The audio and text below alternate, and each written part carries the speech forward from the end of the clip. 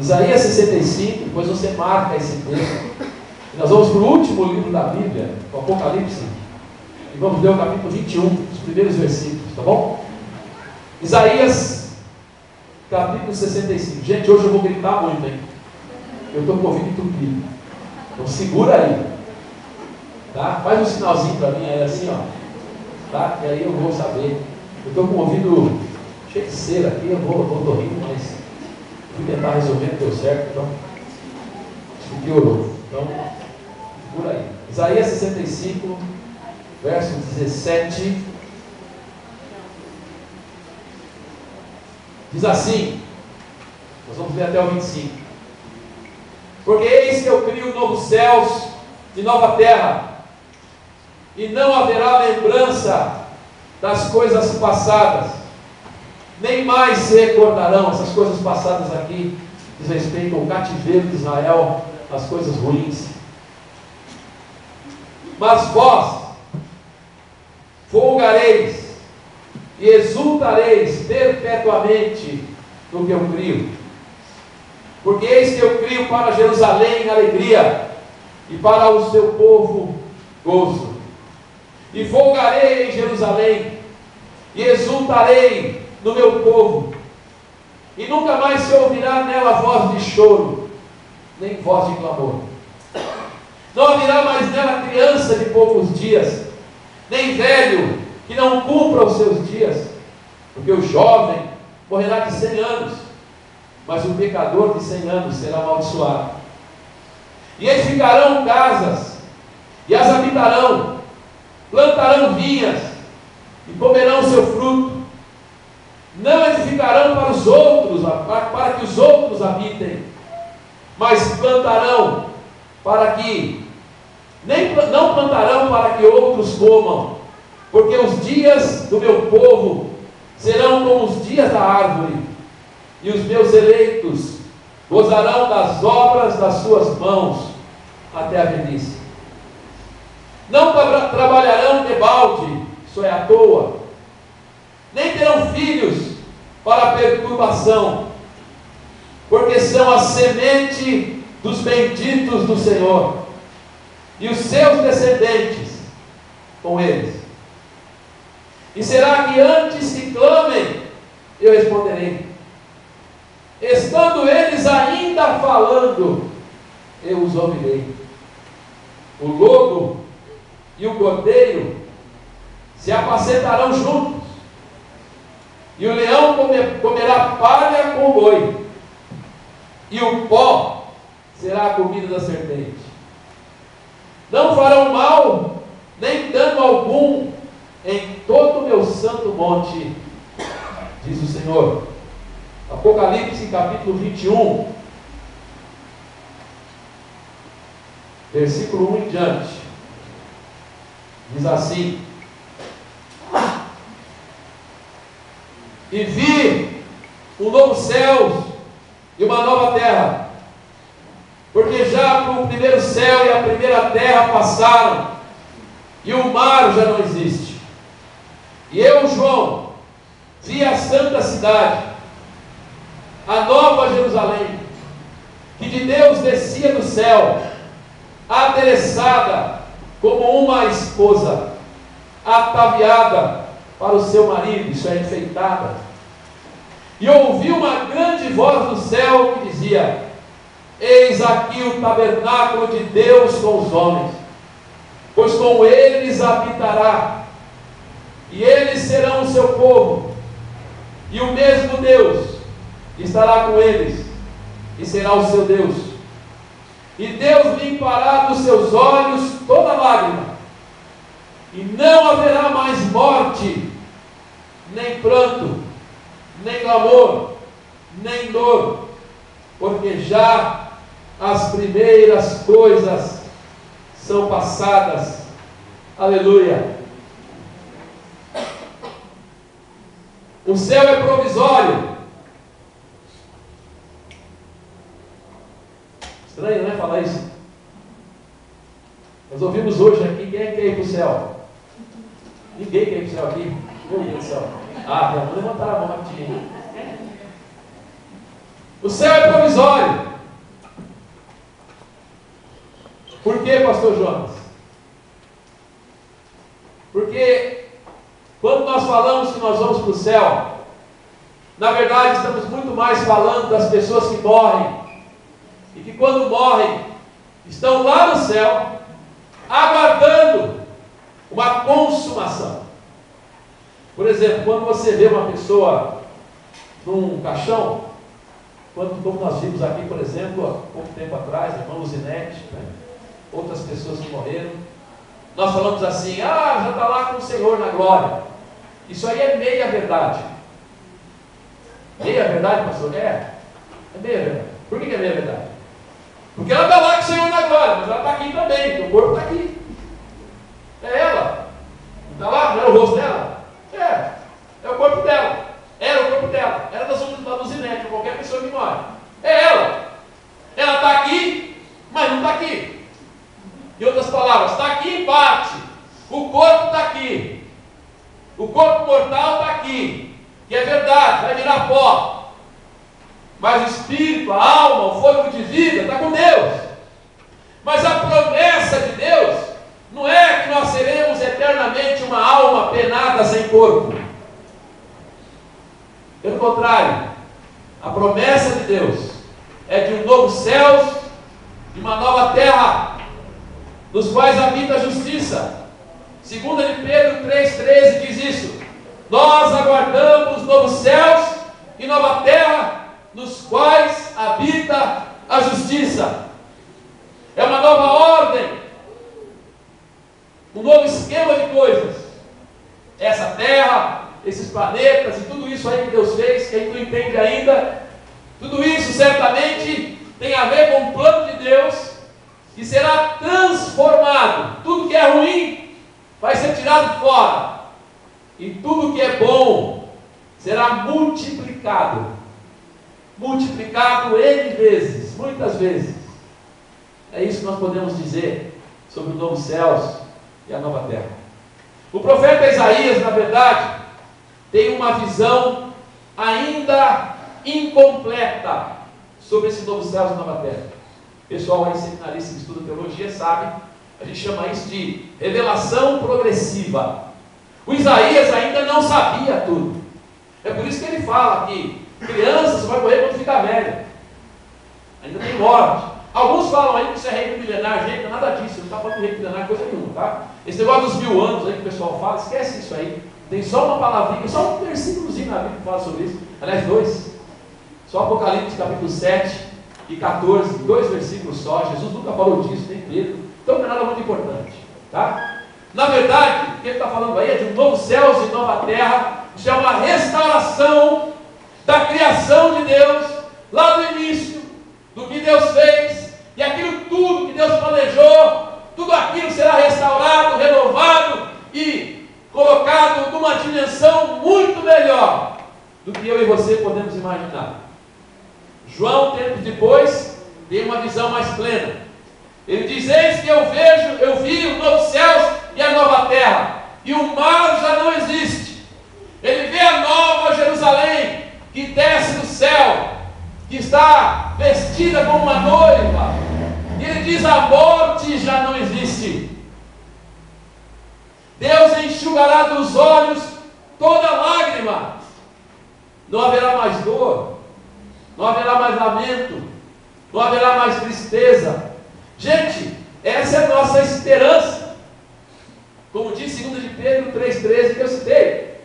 Nós, porém, aguardamos novos céus e nova terra, nos quais habita a justiça. É por isso que eu disse que o céu é provisório.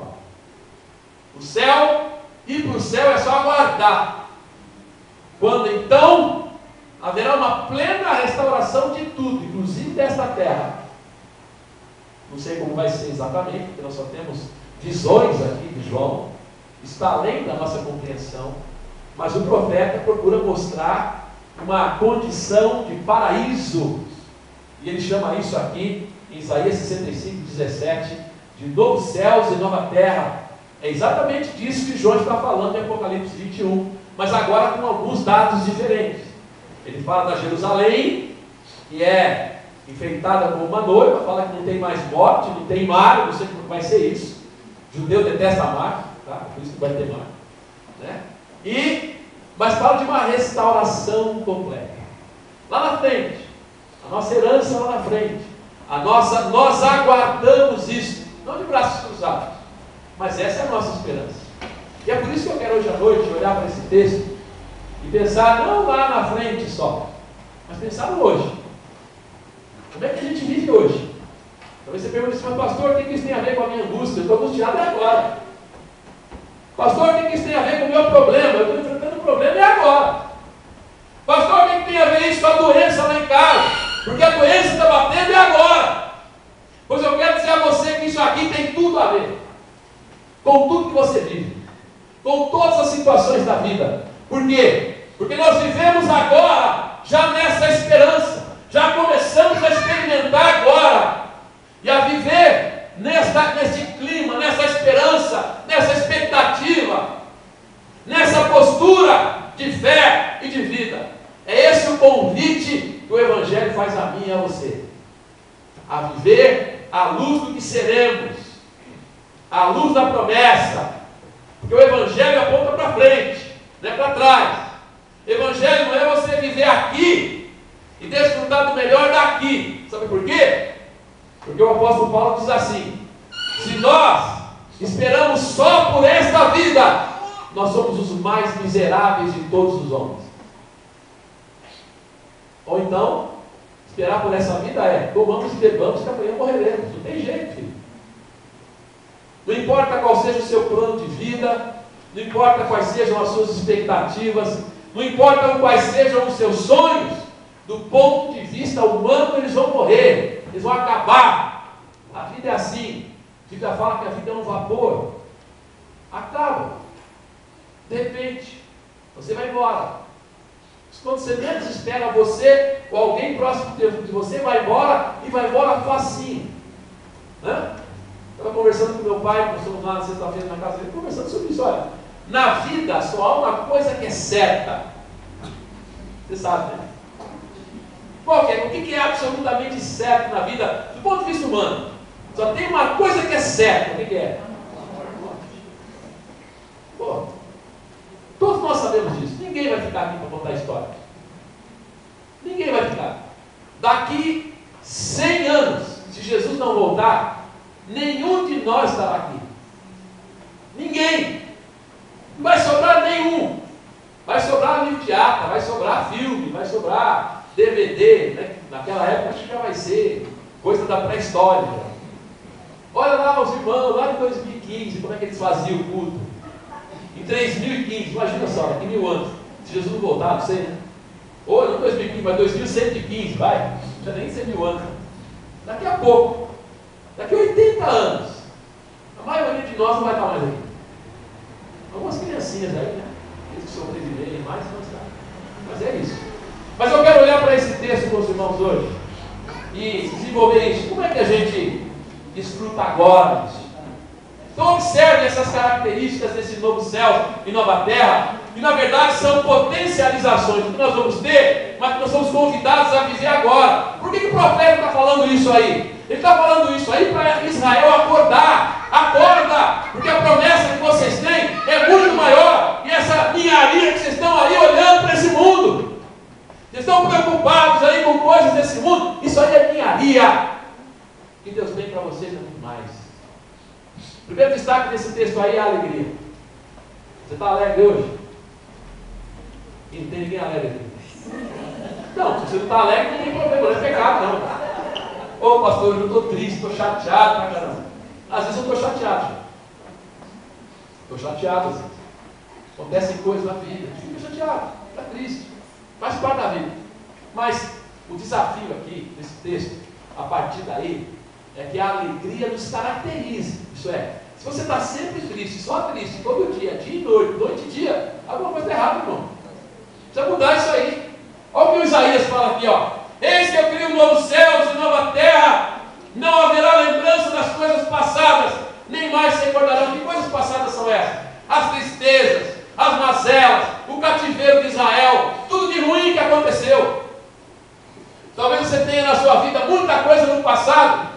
você lembra deixa você triste. Talvez você está aqui hoje, está triste por causa de coisas do passado. Você está olhando para o passado, o que aconteceu, para o que não aconteceu, porque não foi como você queria, porque foi de muito diferente, porque foi pior, porque você não esperava, e você fica alimentando tristeza em cima de tristeza por causa do passado. O profeta está dizendo para Israel aqui: olha, essas coisas passadas aí, você não vai lembrar mais. Esqueça o passado ruim, porque o Evangelho é a boa nova da salvação. A boa nova de que todo pecado, toda tristeza, tudo que é do ruim foi cancelado na cruz do Calvário por Jesus Cristo. E é por isso que o profeta diz isso. Mas vós folgareis. Folgar aqui não vai ser folgado não, tá? Folgar quer dizer, você vai descansar, vai ter paz no seu coração. Vós folgareis e exultareis perpetuamente no que eu crio. Porque eis que eu crio para Jerusalém alegria, e para o meu povo regozijo. Quero dizer para você essa noite: o seu Deus é o Deus da alegria. Amém? É por isso que o apóstolo Paulo em Filipenses 4,4 diz: alegrai-vos no Senhor. Outra vez vos digo, alegrai-vos. Mas talvez você diga para mim assim: mas pastor, a situação não está boa para me alegrar. Eu estou triste. Eu quero dizer duas coisas para você. Primeiro, Tiago diz: se alguém está triste, olha, a Bíblia admite a possibilidade de tristeza. Então não fica com aquela de cara de alegre, quando na verdade você está triste. Aí, isso não precisa. Nós não precisamos ficar fingindo alegria, não é isso. Não é isso. Tá? Essa é a primeira coisa que eu quero te dizer. Então se você está triste, está triste. Agora observe o que Paulo diz: alegrai-vos no Senhor. Não é na circunstância. Não é no problema. Não é porque tudo vai bem. Lembra daquele cântico antigo? Não é. Não é olhando ao seu redor. É no Senhor. E é um imperativo. Alegrai-vos. Está mandando. Você tem que mandar você mesmo, como o salmista faz. E alguns salmistas lá, eu falo que briga com ele mesmo. Tem que brigar com você mesmo. Tem hora que tem que parar. Está triste? Tá. Mas tem uma hora que tem que mudar isso. Não pode ficar dia e noite, noite e dia, o tempo todo. Só vivendo na tristeza. Por quê? Porque a nossa esperança é de um novo céu, de uma nova terra que Deus fez, Deus criou, Deus planejou para que você e eu pudéssemos desfrutar de plena alegria perpetuamente. É o que diz o texto. Perpetuamente. A alegria agora, aqui, ela ainda é provisória. Porque nós temos alegria e tristeza, né? Nós ainda estamos sujeitos a muitas situações da vida, mas eu e você temos todos os motivos para não ficar parado na tristeza. Não permitir que a tristeza se instale na sua vida. Não deixar que a tristeza, o empurramento, seja aquilo que te caracteriza como pessoa. Nós temos todos os motivos. Gente, eu também luto com isso. Eu venho de uma família, a minha mãe teve histórico de depressão. Quando eu tinha 18 anos de idade, eu tinha 16, 17 anos de idade, eu vi a minha mãe sendo levada numa condição que me assustou, porque eu nunca tinha visto, completamente fora de si, para aquilo que a gente chama de casa de recuperação. Mas os meus amigos, moleques, na época, eu hospital de louco mesmo. Casa de repouso a gente chama, né? É um nome mais bonitinho, mas o pessoal chamava na época, hoje não chama mais, chamava de hospital de louco. Era isso mesmo. Lembra do manicômio? Juquiri, manicômio, era isso mesmo. Eu vi a minha mãe sendo levada para um lugar assim. E aquilo me afetou profundamente. A depressão é uma doença do sexo. Você viu o que aconteceu com o avião, hein?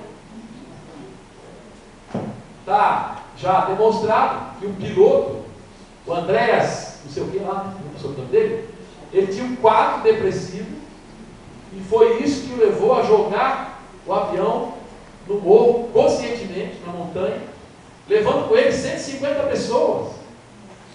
Coisa terrível isso. Choca o mundo. As pessoas estão chocadas. Como é que alguém, observe bem, eu não sei se você percebeu na internet, a casinha que ele morava, um super apartamento, lá em Düsseldorf. Aliás, lá tem, é assim, não é nada muito, mas é vida boa, pessoa tranquila. Entendeu? Não tem esse problema que nós temos no Brasil. Quem mora ali Eu estive lá em algumas regiões lá na Europa, o pessoal é bem tranquilo no que diz respeito à questão, lutas que o brasileiro tem todo dia, salário pequeno, não dá para comprar tudo que a gente precisa, aquela luta toda, né, trabalhador brasileiro, não tem muito isso não. O europeu vive razoavelmente melhor do que nós. Mas uma pessoa que, na verdade, não teria motivos, pelo menos aparentes, para fazer isso, fez. Então não deixe que a tristeza caracterize a sua vida. Dê um basta hoje, em nome de Jesus. Diga assim, eu não vou deixar que o passado, eu não vou deixar que pensamentos, eu não vou deixar que sentimentos que eu tenho determinem, me caracterizem como uma pessoa triste, uma pessoa cabisbaixa, uma pessoa que nunca tem alegria na vida. Sabe o que eu estou dizendo? Não é aquela pessoa que aconteceu alguma coisa ruim agora, a pessoa está triste por causa daquilo. Eu estou falando disso. Eu estou falando para aquela pessoa que tudo para ela é motivo de tristeza. Estou dando aula no Mackenzie, tem uma aluna, e essa aluna ela é especial, ela tem, de fato, esquizofrenia. E chega para ela e fala assim, bom dia! Ela fala assim, bom dia por quê? Nós vamos morrer mesmo? Menina de 15 anos de idade. É assim que ela fala. Que coisa! Mas ela é esquizofrênica. Você não precisa ser. Não é? É uma doença tem que ser tratada. Então, alegria, gente. Alegria, primeira coisa. Segundo, longevidade. Quem quer morrer cedo aí? Ninguém, né? Morrer antes da hora. Rubem Alves dizia isso, né? Olha, a morte não pode ser evitada, mas que pelo menos venha na hora. Pessoas possam morrer com idade, né? Lá, já bem idoso, morrer tranquilo. Morrer como meu avô, né? Meu avô caiu lá no banheiro. A gente não sabe se ele morreu porque caiu ou caiu porque morreu. Explico, a gente não sabe se deu um ataque nele, e ele caiu e morreu, ou se ele caiu, bateu a cabeça lá e morreu. Aí o médico falou assim, tinha 100 anos de idade. O médico falou, vocês querem saber? Tem que fazer autópsia. Eu falei, não, fazer autópsia para quê? 100 anos de idade, viveu bem, não teve doença, não teve nada. Essa é uma vida maravilhosa. Com 80 e tantos anos de idade, quase 90, ele foi no médico uma das primeiras vezes, com dor de cabeça. O médico falou, o senhor tem mais de 80 anos, não quer ter nem dor de cabeça. O coração do senhor está melhor que o meu. Assim é uma maravilha, né? A gente sabe como é assim, sempre. Há muita gente que sofre muito, que vai antes, né? Mas esse texto, olha o que fala. Que coisa maravilhosa esse texto fala. Versículo 20. Não haverá mais bela criança de poucos dias, nem velho que não cumpra os seus dias, porque o jovem morrerá de 100 anos. Vai ter morte lá no novo céu, nova terra? Não. É porque Isaías não tem ainda uma revelação completa, ele só consegue ver uma espécie de Canaã bendita. Mas no processo da revelação, lá no Apocalipse de João, a visão que João tem é: não haverá mais morte. Por quê? Porque Jesus venceu a morte, meu querido. Porque Jesus ressuscitou no terceiro dia. E aliás, Paulo disse que falta um último inimigo a ser vencido. Qual é? A morte. Eu e você ainda estamos morrendo. Nós estamos morrendo, cada dia. Nós nascemos e já começamos a morrer. Para ser um pouquinho melhor, né? Nós nascemos, o corpo se desenvolve, até os 20 anos, 25 anos, depois começa, né? Aí já a curva começa a descer, ali entre os, para ser mais bondoso, entre os 20 e 30, né? Entre os 20 anos e 30 anos é onde chega no topo e se começa a descer. Aí não tem jeito, aí vai ladeira, né? Vai embora. Como já disse aqui para os irmãos, né? Alguém me falou, ó, se você chegar a 50 anos, levantar de manhã, não tiver dor nenhuma, você morreu. Dor vai ter mesmo, não tem jeito. Mas olha aqui a promessa de Deus, longevidade. O que eu posso tirar disso para hoje? Primeiro, é esse entendimento, que a longevidade aqui em Isaías se projeta para a ideia de vida eterna. Não vai ter mais, não é só longevidade que Deus promete, não, Isaías. É mais ainda. É vida eterna, vida sem fim. Não tem mais morte. Não vai ter mais. E é por isso que a gente pode sim viver aqui com essa projeção de longevidade. Porque se você for antes da hora, você só vai mudar de faixa, né? Vai mudar de dimensão. Mas já vai estar lá aguardando os novos céus e a nova terra. Aí alguém me lembra, de vez em quando alguém me lembra, pastor, mas o Salmo 90 fala que a vida dura 70 anos, quando muito 80, e ainda é canseira e enfado, né? Mas a mesma Bíblia também diz assim, os jovens se cansam e se fatigam. Quer dizer, o jovem vai ficar velho, vai ficar cansado. Mas os que esperam no Senhor renovam as suas forças. Ora, mesmo com doença, mesmo com luta, é possível renovar agora, já, porque a gente tem a promessa lá na frente. Então não permita que as dificuldades agora deixem você aí cabisbaixo, derrotado, de jeito nenhum, porque a promessa de Deus é de vida longa. Sabe, tem gente que pensa que vai morrer logo e não morre. Jó foi um, não foi? O Jó queria morrer logo, estava lá sofrendo daquela angústia danada, né? Pediu a morte, ele pediu a morte, o Jó. Você já não fez isso? Talvez tenha umas pessoas aqui que já pediram a morte. Pediu para morrer. O que aconteceu? Foi o último versículo lá do livro de Jó. E Jó morreu velho e farto de dias. Oh, que delícia. Pois que Deus devolveu tudo, né? Então não desista da vida antes da hora. Qual é a hora? Só a hora que morrer mesmo. Essa é a vida aqui. Mas ela continua depois. Então não desista disso. Porque o projeto do Evangelho é de longevidade. É para que você viva aqui a plenitude da vida que Deus te deu, até quando for para acontecer. A longevidade nos projeta para a vida eterna e nos ensina a viver aqui. Nós temos também outra coisa, né? Tem gente que chega numa certa idade e parece que já está velho, já se comporta como velho, né? Antes da hora. É bom a gente lembrar, inclusive pessoas que nem são crentes, nem eram crentes, mas que fizeram muita coisa boa na vida na terceira idade. Muita gente.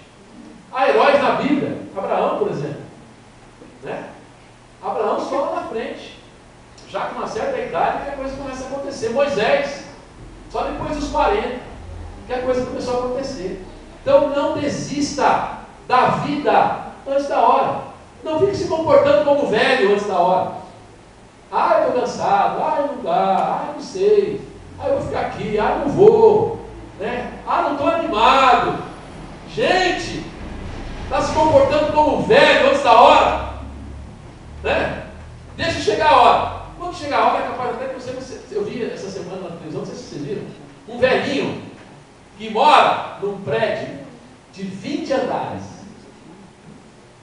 E ele tinha dificuldade para fazer exercício. Sabe o que ele faz? Ele sobe os 20 andares, correndo. Ele sobe, esse é o exercício dele. Subir 20 andares correndo, sobe e desce. E depois corre também. Saiu essa semana aí. Maratonista o cara era, né? Mas ele disse que foi assim. Ele queria fazer exercício, não tinha tempo. O tempo que eu tenho é dispensar o elevador e subir correndo aqui no meu prédio. Inventou um jeito. E o velhinho está lá, firme.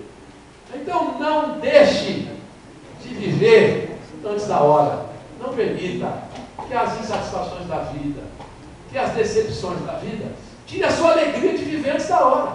O que Deus quer aqui? Deus quer que você viva, meu irmão. Quer que você desfrute da vida. Porque o nosso Deus não é Deus da morte, Ele é Deus da vida. Nem Deus gosta da morte. Quando Lázaro morreu, Jesus sabia que ia ressuscitar Lázaro, mas ele chorou. Né? Ele chorou.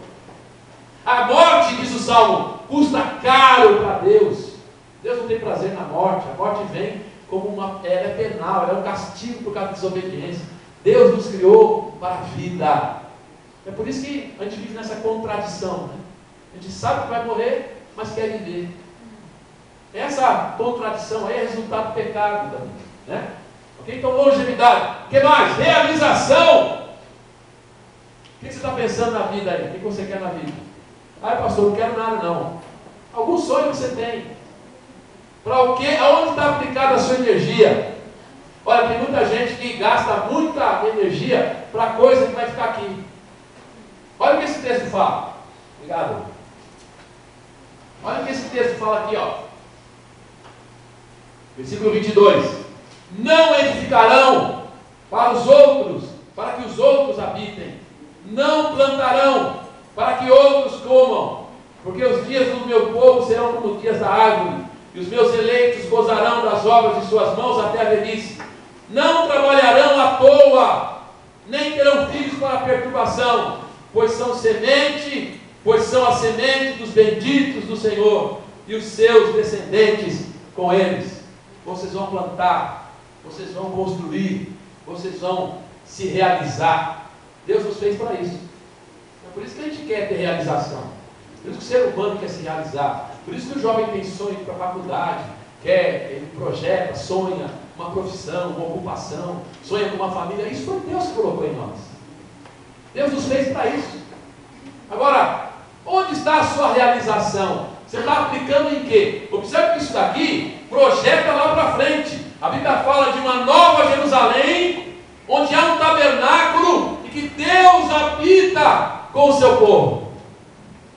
Nós somos desafiados a investir não só no que vai ficar aqui, mas no que vai para frente. Tá? Seu sonho de casa própria, quem não tem casa própria, ele fica sabendo disso. Você tem sim, tá? Você tem sim. E essa casa própria é eterna.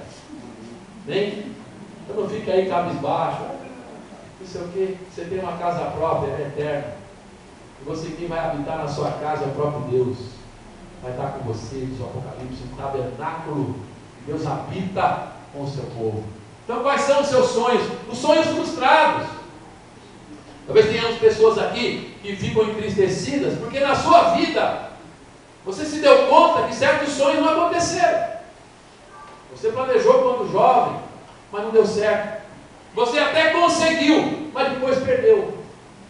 Coisas aconteceram na sua vida, decepções, fracassos, e essas coisas ficaram pelo caminho, e você chora, lamenta, se entristece, porque não aconteceu como você esperava. O plano que você tinha de carreira não deu certo, aquela promoção não veio, não deu certo a profissão que você queria, e aí você vive naquela amargura de olhar para trás e ficar lamentando aquilo. Não, meu querido, Deus criou você para realização, mas as realizações aqui, elas são provisórias, elas são boas. Como diz lá em Jeremias 29, na carta que foi enviada aos habitantes lá da Babilônia, Jeremias, Deus fala através do profeta: olha, não desistam da vida não é porque vocês estão no cativeiro aí, que vocês vão desistir da vida, não, plantem, construam casas, casem-se, deem casamento, porque se vocês viverem em paz e produzirem, a cidade será abençoada. Você abençoa o mundo. Então não desista das realizações, mas lembra disso. Cuidado com os valores, né? Não é realização a qualquer custo. Não é você alcançar suas realizações pisando nos outros. Esse é o outro lado. Conseguir uma excelente posição profissional, mas teve que pisar num monte de gente. Teve que trair, teve que mentir. Isso não é coerente com o Evangelho. É melhor você não ter nada disso, mas viver os valores do Evangelho. É melhor você não ter nada disso do que ter e não viver de acordo com o Evangelho. Por quê? Porque qualquer realização, qualquer conquista que você tem aqui, desse lado da vida, é provisória. Eu fico impressionado, dá até para compreender, mas eu fico meio assustado. A gente não compreende mais não, né? Como é que alguém é capaz de roubar o dinheiro público e mandar para o exterior milhões de dólares que ele nunca vai usar na vida, de tanto dinheiro que é? Que coisa, né? Porque não foram alguns reais, foram milhões de dólares que foram desviados e guardados em bancos na Suíça e em outros lugares, e o valor é tão alto que a pessoa pode viver a vida inteira e não consegue gastar. Como é que alguém consegue ter na cabeça essa ideia de acumular tanta coisa ilegalmente, roubando dos outros, sabendo que a vida é curta? Não é um negócio de louco isso? Pensa bem, é um negócio de maluco isso. Tudo bem, você está pensando assim: vou roubar para ter uma vida tranquila, viver com o burro na sombra. Você podia até compreender entender, discordar, mas até entender. Mas imagina onde vai a perversão humana. O cara não consegue perceber a incoerência desse tipo de atitude. É impressionante o que o mal é capaz de fazer no coração humano. Então a realização, o importante aqui são os valores básicos do Evangelho, porque esses valores estão se perdendo, gente, estão indo embora. Essa provocação da Globo aí com as duas lésbicas aí, as duas vovós gay, né? Vocês viram o que está acontecendo aí? Que loucura! Ele dizendo, a Globo está fazendo isso só para provocar a pessoa, isso é uma afronta, não é possível.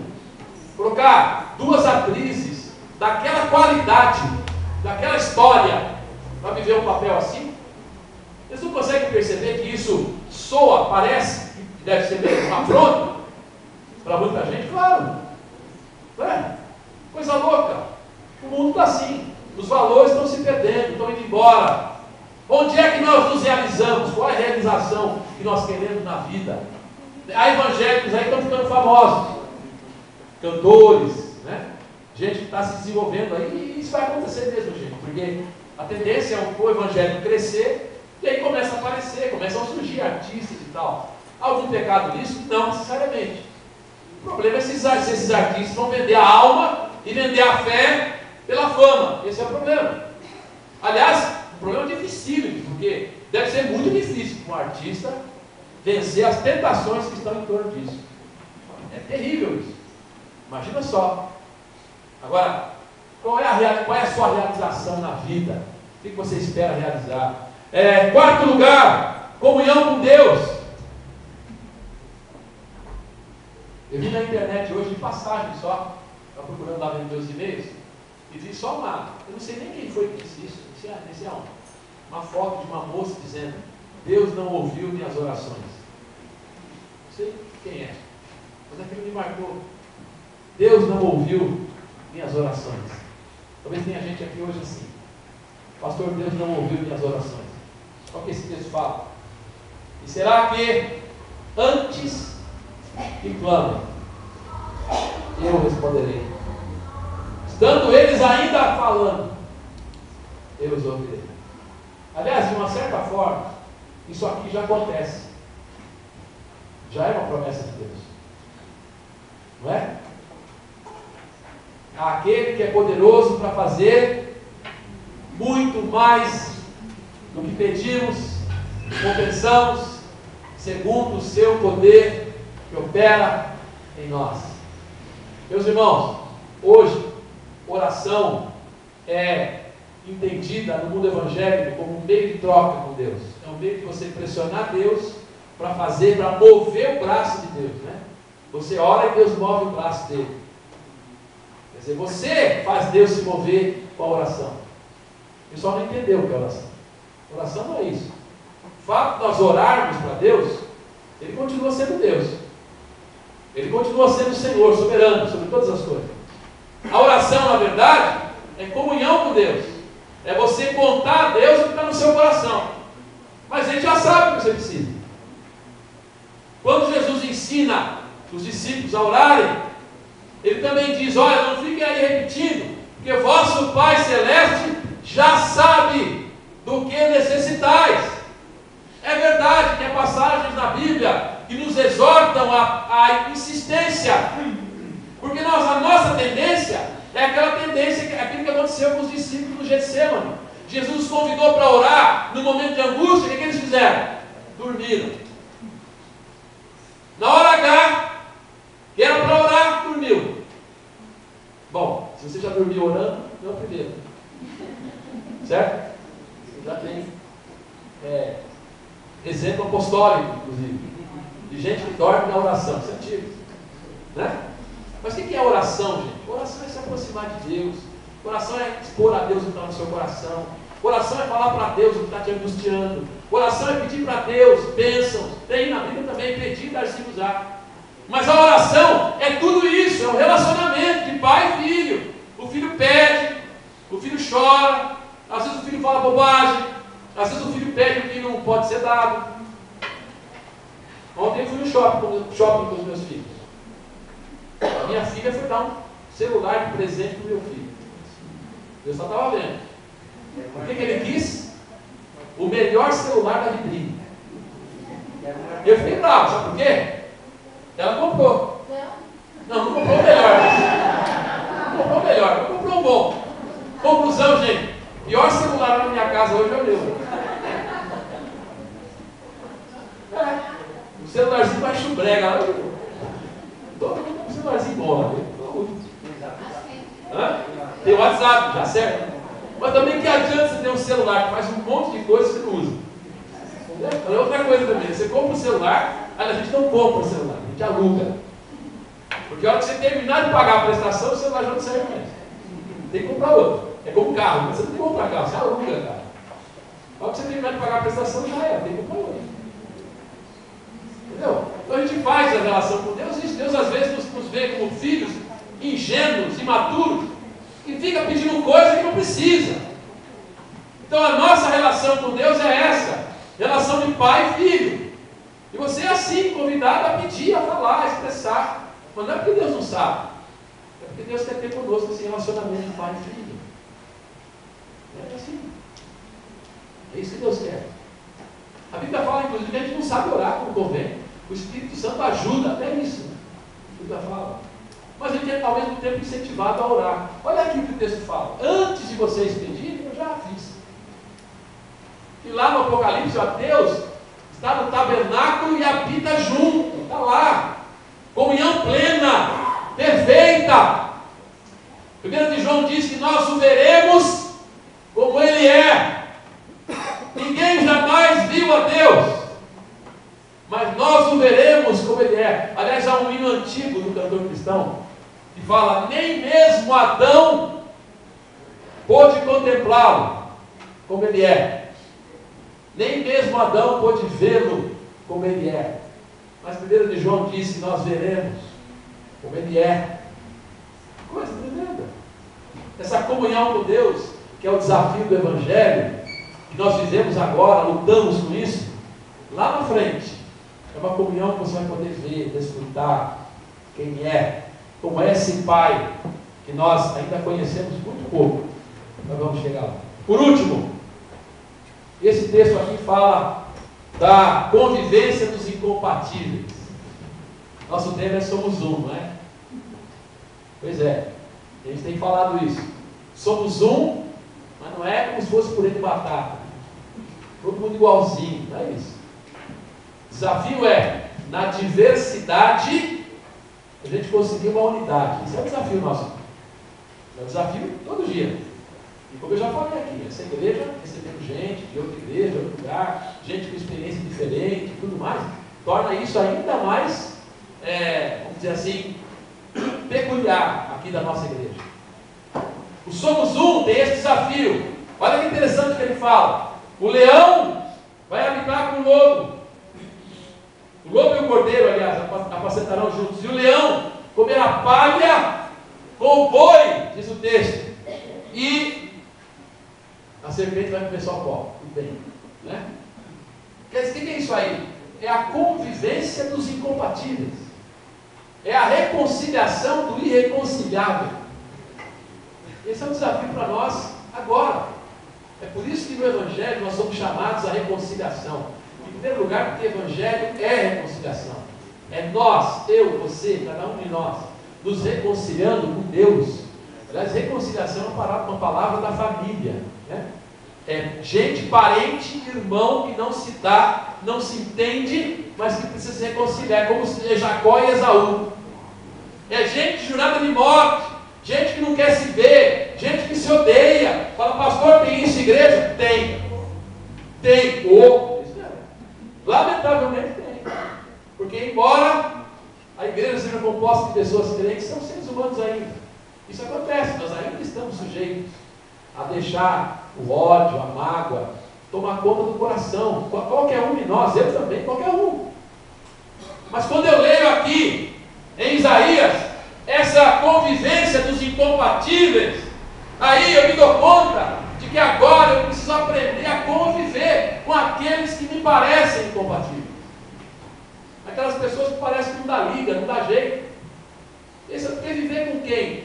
Dá tudo certo, é tranquilo. Viver com aqueles que você tem afinidade é fácil. O desafio é você aceitar o diferente. Né? Esse é o desafio. Como é que a gente faz? Na Faculdade Teológica, segunda-feira passada, nós tivemos uma discussão lá sobre tolerância, a questão religiosa. Né? Estamos falando sobre isso, que é um tema do momento. O pessoal aí está preocupado, algumas religiões afro-brasileiras aí, candomblé, umbanda, e outras mais aí, espíritas, e outras mais, estão preocupados com o quê? Estão preocupados com a ascendência evangélica no Brasil. Se essa ascendência evangélica não vai significar, na verdade, perseguição e algum tipo de imposição sobre eles. Olha, gente, tem história isso. Infelizmente, a igreja não ficou isenta de perseguir minorias, lamentavelmente. Os judeus foram terrivelmente perseguidos pela igreja ao longo do tempo. A igreja, gente, já fez muita bobagem.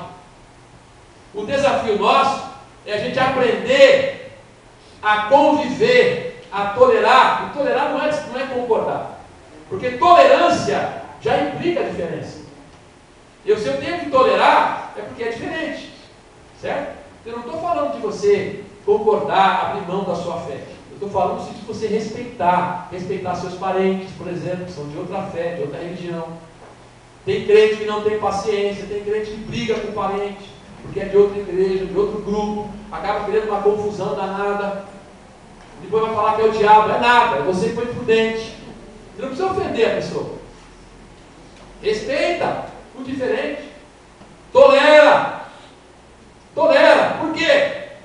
Porque lá, no novo céu e nova terra, meu filho, cordeiro e lobo vai ter que habitar. Cordeiro e lobo vai ter que conviver. Porque lá no novo céu e nova terra, leão e boi vão ter que pastar juntos. Vão aprender isso. O que é isso? É a convivência dos incompatíveis. Esse é o plano de Deus. Se é assim na natureza, na criação, quanto mais com o seu povo, o povo de Deus. Por isso a gente tem na Bíblia tanta exortação na igreja, para a igreja se unir, para a igreja ser uma, para a comunhão. Esse é o nosso desafio particular nesta igreja, para sermos um, para que nós possamos nos tolerar. Aliás, a Bíblia diz, né? Suportai-vos, Colossenses diz, suportai-vos uns aos outros no temor de Cristo. Então, meu irmão, quando alguém pisar no teu carro aí, conta até 10, filho. Por quê? Porque isso é atitude de crente. Entendeu? Pisar no teu carro, conta até 10. Eu não sei fazer isso, pastor. Aprende. A gente aprende. Mas eu tenho dificuldade. Bom, todo mundo tem maior ou menor dificuldade em alguma área. Pode ser que algum irmão aqui tenha mais facilidade, outros menos, mas todos nós, em todas as áreas da vida, precisamos aprender a viver como crentes. Concluímos. O céu é provisório. E para o céu é só parte da história. A história toda é que Deus quer restaurar tudo que Ele fez e tornar muito melhor. Que Ele começou lá no Éden, que nós mesmos estragamos. Adão e Eva estragaram e nós estamos cooperando com esse estrago até hoje, né? O que Deus fez ali, mas na verdade o plano de Deus não foi frustrado. Não foi. Sabe por quê? A Bíblia diz que Deus nos elegeu em Cristo antes da fundação do mundo. Isso é, essa história toda, essa trama toda, tem um plano de Deus. E vai redundar no novo céu e numa nova terra, cujo paraíso inicial nada mais é do que um protótipo. Sabe o que é protótipo? Os caras vão fazer, por exemplo, um automóvel, por exemplo, que vai ser fabricado em série, uma ótima qualidade. Eles fazem primeiro um modelo teste, que ainda não é o definitivo, mas é um teste. É um primeiro modelo só para ajustar, para depois fazer o definitivo. É isso, é um protótipo. Paraíso lá foi um protótipo do novo céus e nova terra, nos quais habita a justiça. E como diz 2 de Pedro 3,13, nós aguardamos novos céus e nova terra, nos quais habita a justiça. Eu não sei quantos de nós aqui vão viver a experiência da morte e ter a separação do corpo que fica, né, a alma, o espírito, o fôlego de vida, vai para Deus, para aguardar aquele grande dia. Ou talvez, pode acontecer, de nós aqui ainda vivos, Cristo voltar, e como diz o apóstolo Paulo, num piscar de olhos, sermos transformados, com o corpo glorificado, para habitar nesse novo céu e na nova terra. Há muita coisa que eu não sei, mas de uma coisa que podemos saber: nós somos convidados, desafiados a viver agora, já, à luz dessa promessa: novos céus, nova terra, nos quais habita a justiça. Quem sabe hoje é o momento de você falar para Deus: Senhor, eu não tinha percebido isso ainda. Eu deixei a tristeza tomar conta do meu coração, aconteceram coisas chatas na minha vida e eu não tinha percebido ainda. Quem sabe você, uma pessoa que está aí velho antes da hora, né? Está rabugento antes da hora, é velho por dentro já, tem que mudar isso, tem que lutar contra isso. Sabe, você tem manias, né? Já está desistindo da vida antes da hora, chegou a hora ainda. Quem sabe você está aí muito ligado a realizações só desse mundo e está abrindo mão de valores, de princípios, de coisas que são importantes para a sua vida, para ter realizações aqui. Cuidado, abre o olho, pegar no seu olho. Sabe por quê? Porque essa realização aqui fica aqui, você não leva nada. O que nós temos é a promessa de novos céus e de uma nova terra. Quem sabe você não está nem aí com Deus, né? Sua comunhão com Deus está em frangalhos. Quantas vezes acontece com a gente, né? Altos e baixos, altos e baixos. Oração é um desafio. É um desafio para cada um de nós, para mim também, para todos nós. Sabe a hora de você falar: Senhor, eu quero me aproximar mais de Ti. Eu quero conhecer a Deus. Como diz Oséias: conheçamos, prossigamos conhecer ao Senhor. Ou quem sabe você hoje tem que tolerar mais alguém, aprender a tolerar, a conviver com o incompatível. Eu já tenho falado isso, né? Tem que dar um passo a mais para viver o somos um aqui, entre nós, ou lá, no seu trabalho, na sua casa, não sei. Mas o que eu sei é que nós somos convidados a viver à luz disso, porque é isso que nós aguardamos, nos céus e na terra. Essa é a promessa de Deus para os seus filhos. Por isso Jesus veio. Jesus veio para tornar isso possível. Ele morreu para garantir que isso vai acontecer. Ele já venceu a morte, para garantir que o novo céu e a nova terra, muito mais do que uma mera palavra, uma promessa de Deus. Como eu falei no domingo passado, Jesus veio falar da renovação dos profetas, da pregação do Evangelho, para que as pessoas se aproximem de Deus e creiam no Evangelho. Eu quero orar por você. Quem sabe alguém aqui quer que eu ore para que você possa vencer a tristeza, a luta, ou na sua casa tem um ambiente de tristeza. Nem é você exatamente, mas sei lá, você percebe um ambiente de tristeza na sua casa, no seu trabalho, por alguma razão. Eu quero orar para você, para que você tenha alegria.